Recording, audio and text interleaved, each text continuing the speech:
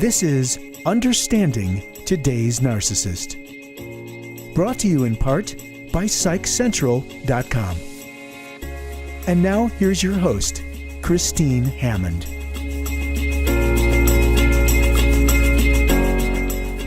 Hi, this is going to be part 3 of our abuse tactics that narcissists use. And today we're talking about verbal abuse.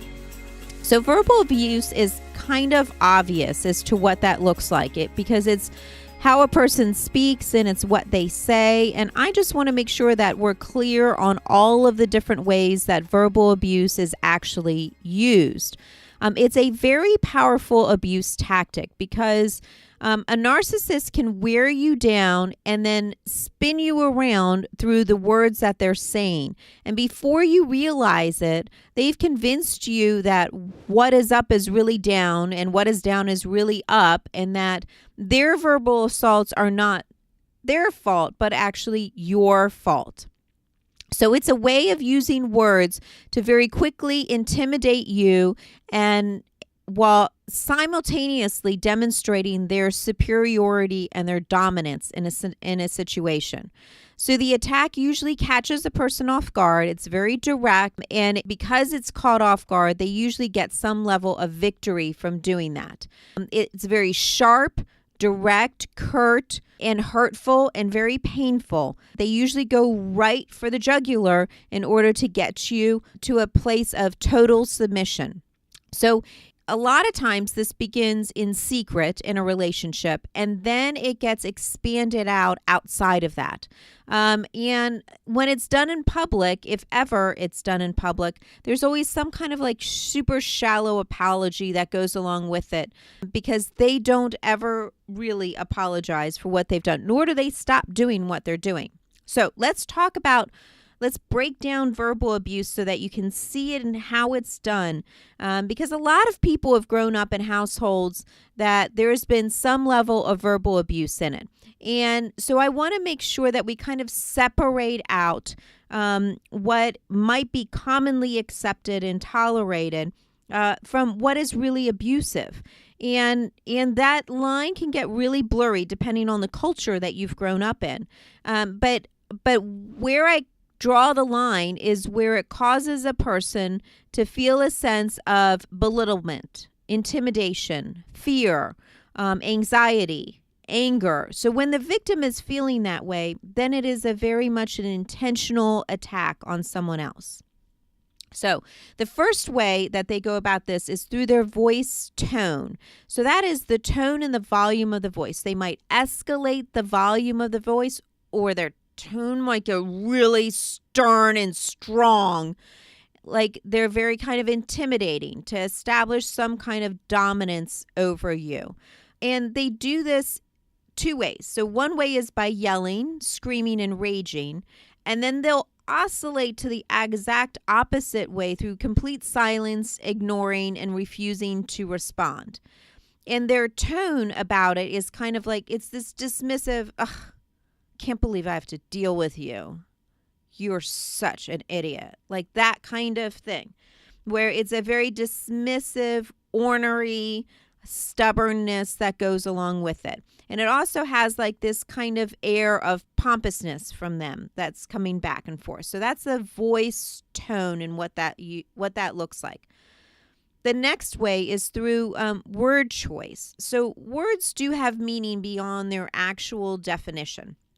A simple word can be used to instill fear, can use to instill intimidation, to manipulate, to oppress others, and even to constrain. So by using swearing and threatening language, which usually comes fairly easily to the narcissist, they do this to get when you refuse to do anything that they want. They'll immediately resort to, "You're such a freaking idiot," like that kind of thing. Immediately trying to get you to come back into where they want you to be.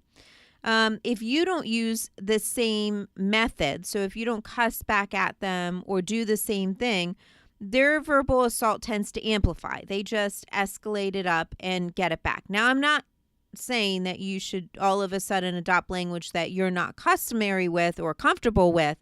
What I am saying is that you have to sometimes match tone for tone and sternness for sternness in order to get your point across with a narcissist. The next is the manner of speech. So what you'll find is that the narcissist tends to be very argumentative or competitive or sarcastic and demanding in their speech.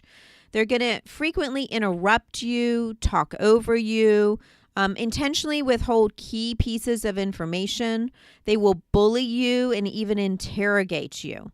So many times the verbal assault is so rapid that you don't even have the time or energy to fight like point by point. And that's precisely what they want.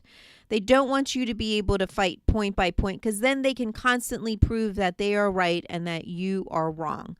So it's this very aggressive, assertive, over the top manner of speech that lets no room for feedback or any kind of conversation whatsoever. And once again, it's designed to intimidate you, to overpower you, to overwhelm you. It is a manipulative tactic that people use because in a relationship with someone, you shouldn't be in a position where somebody's interrogating you. That is not, for instance, that is not a healthy relationship. That's more of like a parent-child relationship rather than a spouse-spouse or a friend-friend. Like that is not a relationship in which everybody's at the same level. It's where somebody has dominance over another person. And that is not a healthy thing. To have dominance over someone else in a very threatening, non-caring manner. The next kind of verbal abuse is personal attacks. So mixed in with an assault is like a personal attack, such as name calling, calling you out names, saying things, using all kinds of bad words about you, mocking your response. So like making fun of what you say, belittling it, making it sound like it's stupid, like you're the dumbest person alive for having said that. Defaming your character, so tearing you apart, saying you're such a liar, you're so stupid, you never managed, you could never do this before, so how can you do this now? And kind of defaming any kind of strong characteristics you might have. You're a weak person. You're not able to stand up to other people. So it's this it's trying to create a sense of inferiority. Berating your feelings. You don't really feel that way. Your feelings are stupid. They're invalid. That's not correct. You're not allowed to feel that way. So making you feel like how you feel about a situation is not okay in some way. Or judging your opinions. Like, can't believe you think that way. Only idiots really think that way. Nobody else would actually come to that conclusion. You're so far off base. I can't believe that you actually believe this. That kind of thing. To further add to the confusion, a narcissist will sometimes mix the truth with a lot of criticism in this area. So this kind of like is a very condemning attack, which leaves you feeling very defeated in the end. So you kind of have this personal attack that's coming at you. The next one talks a little bit more about how they are interrupting you. So a narcissist is going to do anything to avoid embarrassment to themselves because that's their Achilles heel. So including going on the defensive over minor infractions by blocking or diverting your remarks. So instead of you being able to say something, they immediately go on the defensive and they interrupt you and they don't allow you to interject or have a conversation. Their self-inflated perception is so skewed that they frequently accuse you of making them looking bad. So they kind of like flip the tables and say, you're the one that makes me look bad, instead of their own actions or their own behavior or what they've said making them look bad. It's you're doing it to them. So when they perceive an attack, they refuse to take responsibility, become hostile, invalidate or dismiss your feelings, lie, and conveniently forget promises or commitments that they've made in the past. Or they'll say something along the lines of, well, I would have done that if you hadn't done, fill in the blank, or you hadn't said, or because you feel this way, now I'm not going to do it at all. Kind of like in a retaliation form. So that is a verbal abuse when somebody does something like that. Next is the blame game. So narcissists are masters of the blame game because anything that goes wrong is never their fault. It's always yours. And they will accuse you of being too sensitive. Well, if you weren't so sensitive, this wouldn't be such a problem. Or they'll be overly critical of your reactions. Like, I can't believe that you would get upset over something like that. That is just like the dumbest thing to be upset over.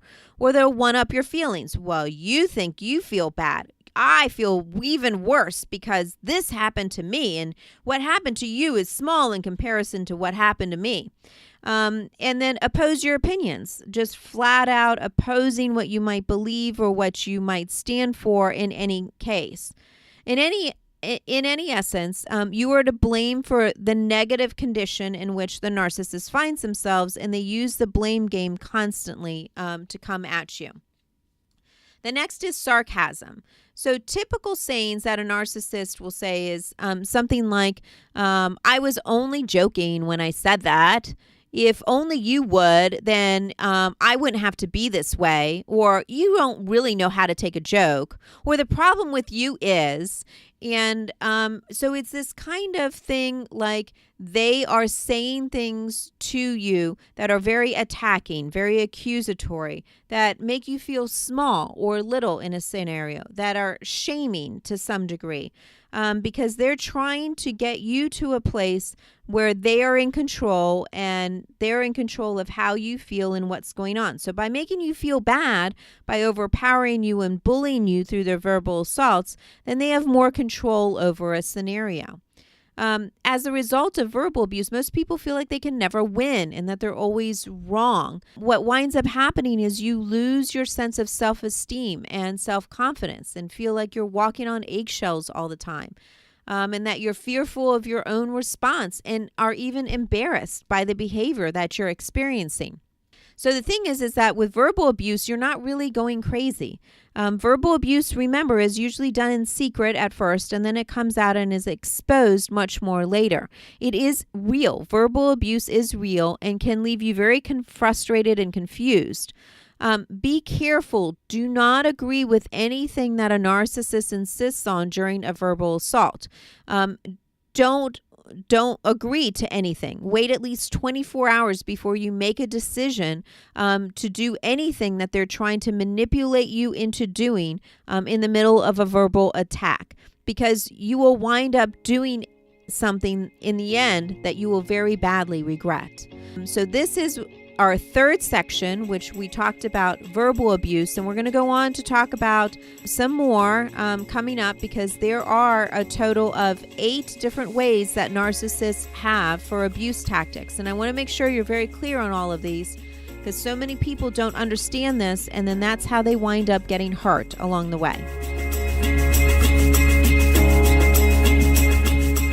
Thanks for listening to Understanding Today's Narcissist with Christine Hammond. Brought to you in part by PsychCentral.com. For more information, visit growwithchristine.com.